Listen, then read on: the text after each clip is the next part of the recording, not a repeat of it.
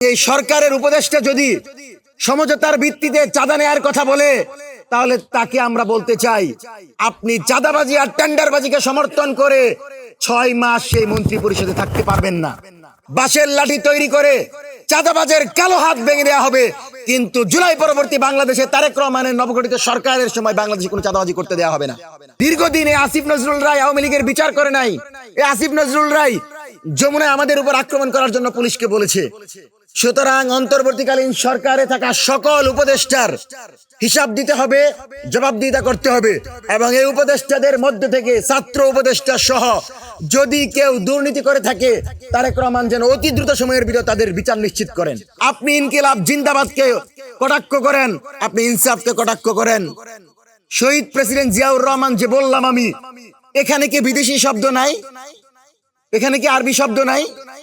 তাহলে আমরা যদি কোনো ভাষাকে উপেক্ষা করতে গিয়ে আমার জনগণের বিরাট একটা অংশ যেটা বিপ্লবকে ধারণ করে জুলাই বিপ্লবকে উপেক্ষা করি, তাহলে আমরা তো আওয়ামী লীগের বয়ানে কথা বলছি যে আওয়ামী লীগ প্রত্যেকটা পোস্টে ইনকিলাব জিন্দাবাদকে কটাক্ষ করে, যে আওয়ামী লীগ জুলাই বিপ্লবকে কটাক্ষ করে, সে আওয়ামী লীগের ভাষায় একজন উপদেষ্টা বললেন যে এটা নাকি তার টিচার হিসাবে ব্যর্থতা।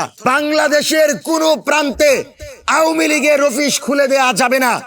বাংলাদেশের কোন শহীদ মিনারে আওয়ামী লীগকে ফুল দেওয়ার সুযোগ দেওয়া যাবে না। বাংলাদেশের কোন গ্রামে আওয়ামী লীগের একজন নেতা কর্মী বিএনপির সমর্থন নিয়ে ঘুরে বেড়াবে, সেই সুযোগ দেওয়া যাবে না। 26শে মার্চ যদি বাংলাদেশের কোন প্রান্তে আওয়ামী লীগ বের হওয়ার চেষ্টা করে, বাঁশের লাঠি দিয়ে আমরা তাদেরকে প্রতিহত করব, তখন আপনারা মুয়াব দেখাইতে আসবেন না। আর.এস. ফাহিম চৌধুরী, যিনি এই আন্দোলনের সময় আওয়ামী লীগকে পৃষ্ঠপোষকতা দিয়ে বাংলাদেশের ছাত্র জনতার উপর আঘাত করেছে, এই ছাত্রলীগ যুবলীগদের পৃষ্ঠপোষকতা করেছে, আওয়ামী লীগ নেতাদের মনোরঞ্জন করেছে, তাকে নারী মদ সহ গ্রেফতার করা হয়েছিল, তাকে নারী মদ সহ পাওয়া গিয়েছিল। সেই ফাহিম জুলাইয়ের পরে পলাতক ছিল, কিন্তু গতকাল সে প্রকাশ্যে এসেছে। আমরা আমাদের জায়গা থেকে স্পষ্ট বলছি, এই সরকারকে অল্প সময়ের ভিতর, আমরা বলবো 24 ঘন্টার ভিতর আপনি এই আর.এস. ফাহিমকে গ্রেফতার করেন। পাশাপাশি আমরা দেখেছি আমাদের শহীদ মিনার, যেই শহীদ মিনার থেকে আমরা স্লোগান দিয়েছিলাম দিল্লি না ঢাকা, ঢাকা ঢাকা, যেই শহীদ মিনার থেকে আমরা স্লোগান দিয়েছিলাম দিল্লির গোলামির দিন শেষ, স্বাধীন সার্বভৌম নয়া বাংলাদেশ, সেই শহীদ মিনারে আমরা দেখতে পেয়েছি শেখ হাসিনার নাম নিয়ে শ্রদ্ধাঞ্জলি দিয়েছে। 26শে মার্চ যদি তোরা আসস, দেখবি খেলা কাকে বলে। বাঁশের লাঠি তৈরি করে সরকার যদি তাদের বিরুদ্ধে পদক্ষেপ না নেয়, বাঁশের লাঠি তৈরি করে এদেরকে যেখানেই পাবো সেখানে গণধুলাই দিয়ে এদেরকে আমরা কারাগারে নিক্ষেপ করব। 26শে মার্চ তাদেরকে আসার আহ্বান জানাচ্ছি। আমরা দেখবো তাদের কত সাহস। আর প্রশাসনকে বলবো, আওয়ামী লীগ পুনর্বাসন চেষ্টা করবেন না। হাজার হাজার চেকপোস্ট, আমি যাচ্ছি আমাকে বাধা দিচ্ছে বিভিন্ন জায়গায়, কিন্তু হাসিনার শ্রদ্ধাঞ্জলি নিয়ে বেদিতে পর্যন্ত পৌঁছে গেল, কিন্তু পুলিশের চোখে পড়ে নাই। এজন্য অন্তর্বর্তীকালীন সরকার থাকাকালীন যে পুলিশ সংস্কার হয় নাই, তারেক রহমানের নেতৃত্বে নতুন সরকার যেন অতি দ্রুত সময়ের ভিতর সে পুলিশ সংস্কার করে। আমরা বাংলাদেশের জনগণের প্রতিনিধি হিসাবে একটা কথা স্পষ্ট বলছি, আমাকে যদি হুমকিও দেন, মারার হুমকি দেন, আমাদেরকে যদি পরামর্শ দেওয়ার নামে কোনো দলের এজেন্ডা বাস্তবায়ন করতে বলেন, আমরা কিন্তু তার বিপরীতে চলবো। সুতরাং আমাদেরকে পরামর্শ দিতে আসবেন না, দয়া করে আওয়ামী লীগের বিরুদ্ধে পদক্ষেপ নেন। বাংলাদেশের কোন রাজনৈতিক দল যদি আওয়ামী লীগের পক্ষে গণতন্ত্রের দোহাই দিয়ে বয়ান তৈরি করে, সেই রাজনৈতিক দলকে সন্ত্রাসী কর্মকাণ্ডের পৃষ্ঠপোষক মনে করে তার বিরুদ্ধে আমরা আন্দোলন করব। কিন্তু আগামীর বাংলাদেশে এক মুহূর্তের জন্য আওয়ামী লীগকে কোনো স্পেস দিতে আমরা চাই না। এটা হচ্ছে আমাদের প্রথম কথা। দ্বিতীয় কথা হচ্ছে, এই সরকার আমাদের ভোটে নির্বাচিত সরকার। এই সরকারকে বৈধতা দিয়েছে স্বয়ং বিরোধী দল। সকল দল যখন বলেছে যে নির্বাচন সুষ্ঠু হয়েছে, তারা আন্দোলনে যাচ্ছে না, তখন এই সরকার শপথ নিয়েছে। সুতরাং এই সরকারের ম্যান্ডেট পূরণের জন্য আওয়ামী লীগের সমর্থন দরকার নাই। এই সরকারকে ক্ষমতায় রাখার জন্য ভারতের পরামর্শ দরকার নাই। আমরা সরকারকে ক্ষমতায় বসিয়েছি। সুতরাং এই সরকারের উপদেষ্টা যদি সমঝোতার ভিত্তিতে চাঁদা নেয়ার কথা বলে, তাহলে তাকে আমরা বলতে চাই আপনি চাঁদাবাজি আর টেন্ডারবাজিকে সমর্থন করে 6 মাস সেই মন্ত্রী পরিষদে থাকতে পারবেন না। কারণ এই মন্ত্রী পরিষদ ততক্ষণ আমাদের বৈধতাই থাকবে যতক্ষণ এই মন্ত্রী পরিষদ মনে করবে যে আমরা জুলাইয়ের রক্তে দেওয়ার মাধ্যমে, আবু সাইদ ওয়াসিমের রক্তের মাধ্যমে, শাপলা পিলখানার দীর্ঘ আন্দোলনের মাধ্যমে আমরা ক্ষমতায় এসেছি। এই মন্ত্রী পরিষদের সুশীল উপদেষ্টারা যখন ইনসাফ ইনকিলাবের মতো শব্দগুলোকে নিয়ে কটাক্ষ করে, তাদেরকে বলে দিতে চাই, যখন জেল থেকে বের হয়ে কান্না করে বলছেন আরে মাসুম বাচ্চাদের জন্য আমরা বের হইতে পারছি, সেই মাসুম বাচ্চাদেরকে উপেক্ষা করে আপনি ইনকিলাব জিন্দাবাদকে কটাক্ষ করেন, আপনি ইনসাফকে কটাক্ষ করেন। শহীদ প্রেসিডেন্ট জিয়াউর রহমান যে বললাম আমি, এখানে কি বিদেশি শব্দ নাই? এখানে কি আরবি শব্দ নাই? তাহলে আমরা যদি কোনো ভাষাকে উপেক্ষা করতে গিয়ে আমার জনগণের বিরাট একটা অংশ যেটা বিপ্লবকে ধারণ করে জুলাই বিপ্লবকে উপেক্ষা করি, তাহলে আমরা তো আওয়ামী লীগের বয়ানে কথা বলছি যে আওয়ামী লীগ প্রত্যেকটা পোস্টে ইনকিলাব জিন্দাবাদকে কটাক্ষ করে, যে আওয়ামী লীগ জুলাই বিপ্লবকে কটাক্ষ করে, সে আওয়ামী লীগের ভাষায় একজন উপদেষ্টা বললেন যে এটা নাকি তার টিচার হিসাবে ব্যর্থতা। টিচার হিসাবে আপনি এই কারণে ব্যর্থ যে আপনি গোলামীর স্লোগান আমাদেরকে শিক্ষা দিয়েছেন, আপনি মুজিববাদী স্লোগানকে সমর্থন দিচ্ছেন, আপনি ৭১-এর দোহাই দিয়ে বাংলাদেশে মুজিববাদকে, ফেসিবাদকে সমর্থন করছেন। সুতরাং এই উপদেষ্টা যিনি বলেছেন ইনসাফ, যে মন্ত্রী যিনি বলেছেন ইনসাফ এবং ইনকিলাব আমাদের ভাষা না, আমাদের স্পিরিট না, আমরা ঘৃণা করে তা প্রত্যাখ্যান করছি এবং আমরা আহ্বান জানাবো এই মন্ত্রী যেন অতি দ্রুত সময়ের ভিতর ক্ষমা প্রার্থনা করেন এবং উপদেষ্টা পরিষদে মন্ত্রী পরিষদের অন্যতম সদস্য রবিউল ভাই, তিনি সমঝোতার ভিত্তিতে চাঁদার কথা বলছেন। আপনি এখন চিড়িয়াখানার দিকে যান, চাঁদা নিচ্ছে, স্লিপ দিচ্ছে, জিজ্ঞেস করলে সে বিএনপির অমুক দলের নেতা। তাহলে আপনি যদি এখনো চাঁদাবাজকে সমর্থন দেন, তাহলে বাংলাদেশের প্রতিটি পথে চাঁদাবাজরা দাঁড়াবে, তারা বলবে মন্ত্রী পরিষদ আমাদেরকে বৈধতা দিচ্ছে। এইরকম তামাশা বন্ধ করতে হবে। যতটুকু বাংলাদেশ সরকার দায়িত্ব নিয়েছে, ঠিক ততটুকু দায়িত্ব নিয়ে এতদিন তাদেরকে বসানোর জন্য আমরা পরিশ্রম করেছি। সুতরাং এই সরকারের দায়িত্ব হচ্ছে সবার আগে বাংলাদেশের জনগণের চাওয়াকে পূরণ করা। কোনোভাবেই বাংলাদেশে সমঝোতার ভিত্তিতে, আপোষের ভিত্তিতে চাঁদাবাজি চলবে না। শ্রমিক কল্যাণ, উমুক কল্যাণ, তুমুক কল্যাণ পরিষদের নাম দিয়ে বিভিন্ন জায়গায় চাঁদা তুলবেন, সেই জায়গা দেওয়া হবে না। বাঁশের লাঠি তৈরি করে চাঁদাবাজের কালো হাত ভেঙে দেওয়া হবে। কিন্তু জুলাই পরবর্তী বাংলাদেশে তারেক রহমানের নবগঠিত সরকারের সময় বাংলাদেশে কোনো চাঁদাবাজি করতে দেওয়া হবে না। পাশাপাশি এই সরকার যেন ভুলে না যায় যারা বেগম জিয়াকে তার ঘর থেকে বের করেছিল, কোন সেনা অফিসাররা তার ঘর থেকে টেনে হিসড়ে বের করেছিল, কারা তার বাড়ির সামনে বালু ট্রাক রেখেছিল, সেটা যেন এই সরকার ভুলে না যায়। এই সরকার যেন ভুলে না যায় সময় টেলিভিশন তারেক রহমানকে ডাকাত বলেছিল। এই সরকার যেন ভুলে না যায় মিডিয়া তারেক রহমানের বিরুদ্ধে 2 ঘন্টা 3 ঘন্টা সংবাদ প্রচার করেছিল। সেই তারেক রহমানের পক্ষে এখন বয়ান তৈরি করে আমরা দেখেছি 4 জন সাংবাদিককে এখন টেলিভিশন থেকে বহিষ্কার করা হয়েছে। যারা এটা করিয়েছে তারাই তারেক রহমানকে চুর বলেছিল, তারাই খালেদা জিয়াকে নিয়ে কটাক্ষ করেছিল, তারাই বিএনপি কে নিয়ে কটাক্ষ করেছিল।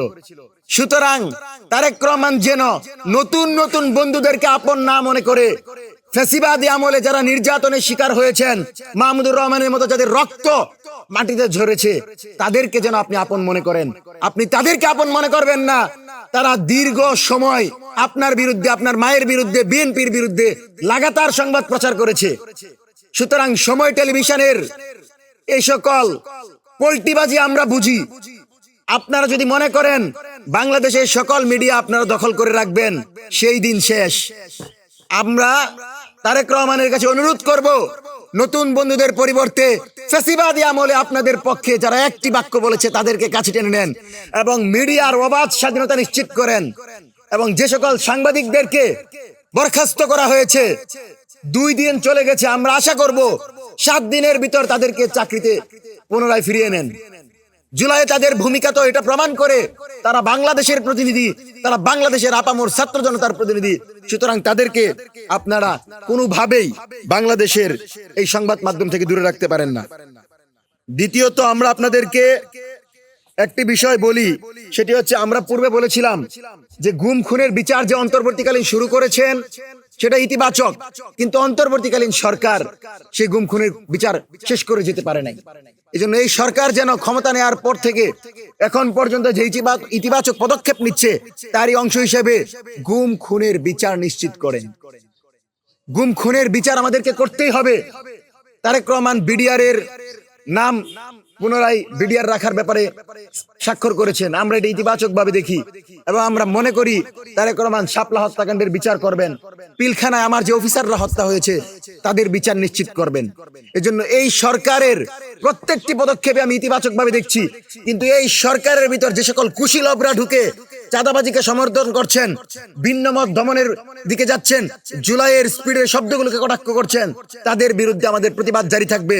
এবং বাংলাদেশের কোন রাজনৈতিক দল যদি আওয়ামী লীগের পক্ষে বয়ান তৈরি করে তাহলে সন্ত্রাসী সংগঠনের পৃষ্ঠপোষক হিসেবে তাদেরকেও বিচারের মুখোমুখি করতে হবে। আমরা আপনাদেরকে স্পষ্ট কিছু দাবি দিব। আমরা মনে করি এই দাবিগুলো বর্তমান সরকার বিবেচনায় নিবে। তার আগে আমরা এই সরকারের সবচেয়ে গুরুত্বপূর্ণ কিছু মন্ত্রণালয় যেগুলো পূর্বে উপদেষ্টাদের দায়িত্বে ছিল, আমরা আগেও বলেছি অন্তর্বর্তীকালীন সরকারের সবাই জুলাই স্পিডকে ধারণ করে নাই। আসিফ নজরুলের মতো লোকেরা যদি এখন এসে বাড়ি থেকে বের হওয়ার পর বলে বাড়ির জন্য আমাদের মায়া লাগে, তাহলে তাদেরকে নিয়ে আমরা উপহাস ছাড়া আর কিছু করতে পারি না। কারণ দীর্ঘদিনে আসিফ নজরুল রায় আওয়ামী লীগের বিচার করে নাই। এই আসিফ নজরুল রায় যমুনায় আমাদের উপর আক্রমণ করার জন্য পুলিশকে বলেছে। সুতরাং অন্তর্বর্তীকালীন সরকারে থাকা সকল উপদেষ্টার হিসাব দিতে হবে, জবাবদিহিতা করতে হবে। এবং এই উপদেষ্টাদের মধ্যে থেকে ছাত্র উপদেষ্টা সহ যদি কেউ দুর্নীতি করে থাকে, তারেক রহমান যেন অতি দ্রুত সময়ের ভিতর তাদের বিচার নিশ্চিত করেন। আমরা অন্তর্বর্তীকালীন সরকারের ভিতর দুর্নীতিগ্রস্ত কোন উপদেষ্টাকে এই সরকার সেফ এক্সিট দিবে সেটার পক্ষে না। আমরা এদের বিচার চাই। আমরা দেখেছি একটি টেলিভিশনের একজন মালিক বলেছেন যে মাহফুজ তার কাছে টাকা চেয়েছে। তার মানে এই ছাত্র উপদেষ্টারা বসে বসে দীর্ঘদিন লুটপাট করেছে। সুতরাং মাহফুজ সহ অন্তর্বর্তীকালীন সরকারের দায়িত্বে থাকা যারাই দীর্ঘদিন টাকা খেয়েছে, লুটপাট করেছে, তাদেরকে বিচারের মুখোমুখি করা এই সরকারের দায়িত্ব। এবং তারেক রহমানকে একটি বার্তা দিব যে আপনি যেই মন্ত্রী বলেছে সমঝোতার ভিত্তিতে চাঁদা নিতে হবে, সেই মন্ত্রীকে দ্রুত ক্ষমা চাইতে বলবেন, না হলে মন্ত্রী পরিষদ থেকে তাকে বের করে দেন। তাকে তো দরকার নাই। সে যদি চাঁদাবাজদের সমর্থন দেয়, সেই চাঁদাবাজেরা আমাদেরকে, আমার কামার খুমার রিক্সা চালকদেরকে ধরে 20 টাকা 25 টাকা করে নিবে, আর আমার রিক্সা চালকরা মেহনতি মানুষরা নিজের শ্রমের টাকা তাদেরকে দিবে। এটা তো হয় না। এই বাংলাদেশের জন্য তো আমরা লড়াই করি নাই। সুতরাং চাঁদাবাজির মূলোৎপাটন করতে হবে এবং কোনোভাবেই চাঁদাবাজিকে সমর্থন দেওয়া যাবে না। মিডিয়ার অবাধ স্বাধীনতা নিশ্চিত করতে হবে। মঞ্চ 24-এর পক্ষ থেকে আমরা বলছি, 1 নাম্বার, সারা দেশে চাঁদাবাজি অবিলম্বে বন্ধ করতে হবে। এক্ষেত্রে সামরিক বাহিনীর মাধ্যমে বিশেষ অভিযান পরিচালনার আহ্বান জানাচ্ছি। দ্বিতীয়ত, রমজানে দ্রব্যমূল্যের যে লাগামহীন ঊর্ধ্বগতি সেটা নিয়ন্ত্রণের জন্য বাজার মনিটরিং এর ব্যবস্থা করতে হবে এবং দ্রব্যমূল্যের ঊর্ধ্বগতি যে কোনো মূল্যে নিয়ন্ত্রণ করতে হবে।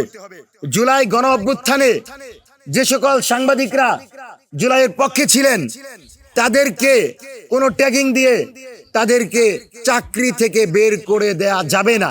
যাদেরকে চাকরি থেকে বরখাস্ত করা হয়েছে তাদেরকে অতি দ্রুত সময়ের ভিতর পুনরায় চাকরিতে ফেরত নিতে হবে এবং রাষ্ট্রীয়ভাবে আওয়ামী লীগের বিরুদ্ধে, সন্ত্রাসী সংগঠন ছাত্রলীগের বিরুদ্ধে অভিযান পরিচালনা করতে হবে।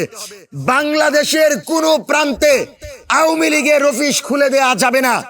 বাংলাদেশের কোন শহীদ মিনারে আওয়ামী লীগকে ফুল দেওয়ার সুযোগ দেওয়া যাবে না। বাংলাদেশের কোন গ্রামে আওয়ামী লীগের একজন নেতা কর্মী বিএনপির সমর্থন নিয়ে ঘুরে বেড়াবে সেই সুযোগ দেওয়া যাবে না। আমরা আপনাদেরকে বলছি, এবং এটা যদি সরকার আমাদেরকে সুযোগ না দেয়, আমাদের বিরুদ্ধে পদক্ষেপ নেয়, তবু আমরা বলছি 26শে মার্চ যদি বাংলাদেশের কোন প্রান্তে আওয়ামী লীগ বের হওয়ার চেষ্টা করে বাঁশের লাঠি দিয়ে আমরা তাদেরকে প্রতিহত করব, তখন আপনারা মব দেখাইতে আসবেন না। আমরা মব করি না। যারা সন্ত্রাসী করে বাংলাদেশের জনগণের বিপরীতে গিয়ে আমার রাষ্ট্রের বিরুদ্ধে ষড়যন্ত্র করে তাদেরকে প্রতিহত করার জন্য যদি আবারও মাঠে নামতে হয়, আবারও আমাদেরকে জুলাইয়ের মতো মাঠে এসে স্লোগান দিতে হয়, আমরা নামতে রাজি আছি। কিন্তু বাংলাদেশে আওয়ামী লীগ 14 দল বাকশালী মুজিববাদী কাউকে আমরা স্পেস দিতে রাজি না। চতুর্থত, আইনি প্রক্রিয়ার মাধ্যমে আওয়ামী লীগের বিচার, গুম খুনের বিচার এবং শাপলা পিলখানার তদন্ত কমিশনের যে রিপোর্ট এসেছে সেই রিপোর্ট অনুসারে বিচার কার্য সমাপ্ত করতে হবে। জনগণকে সাথে নিয়ে আমরা অরাজনৈতিক ভাবে প্রেসার গ্রুপ হিসাবে লড়ে যাব। আমরা বাংলাদেশের কোন রাজনৈতিক দলের এজেন্ডা বাস্তবায়ন করব না। এবং আমাদের এই লড়াইয়ে আগামীতে যদি আমরা মনে করি এই সরকার আওয়ামী লীগকে পুনর্বাসন করবে, এই সরকার চাঁদাবাজি বন্ধ করবে না, তাহলে আমরা মাঠে নামতে বাধ্য হব। আমরা আবারও বলছি, এখন পর্যন্ত মাঠে নামার কোনো ঘোষণা আমরা দেই নাই। সরকারকে বার্তা দেওয়ার লক্ষ্যে আমরা এখানে এসেছি। এই সরকার যদি সেটাকে বিবেচনা না করে, তাহলে বাংলাদেশের ছাত্র জনতাকে সাথে নিয়ে আমরা মাঠে নামবো। এবং এই পরিস্থিতিতে সরকারের প্রথম এবং প্রধান দায়িত্ব হচ্ছে চাঁদাবাজি বন্ধ করে দ্রব্যমূল্যের ঊর্ধ্বগতি নিয়ন্ত্রণ করা। RS ফাহিম চৌধুরীর মতো যারা এখন প্রকাশ্যে আসছে, আনিস আলমগীরের মতো কুশীলবরা যেন বাংলাদেশে এসে তারেক রহমানের বন্ধু সেজে নতুন বয়ান তৈরি করতে না পারে, সেজন্য তাদের বিরুদ্ধে পদক্ষেপ নেওয়া। মিডিয়ার অবাধ, নিরপেক্ষ এবং মুক্ত স্বাধীনভাবে সংবাদ মাধ্যমে খবর যেন প্রচার করতে পারে সেটা নিশ্চিত করা, এবং জুলাই অভ্যুত্থানের নেতৃত্ব দানকারী সকল সংগঠনের নেতৃবৃন্দের নিরাপত্তা নিশ্চিত করা। এবং আমরা মনে করি এই সরকার বিষয়গুলোকে বিবেচনায় নিবে এবং এই সরকারের এখন পর্যন্ত সকল কার্যক্রমকে ইতিবাচকভাবে দেখছি। মঞ্চ 24-এর আজকের এই সংবাদ সম্মেলনে আপনাদের উপস্থিত হওয়ার জন্য ধন্যবাদ জানিয়ে আমি আমার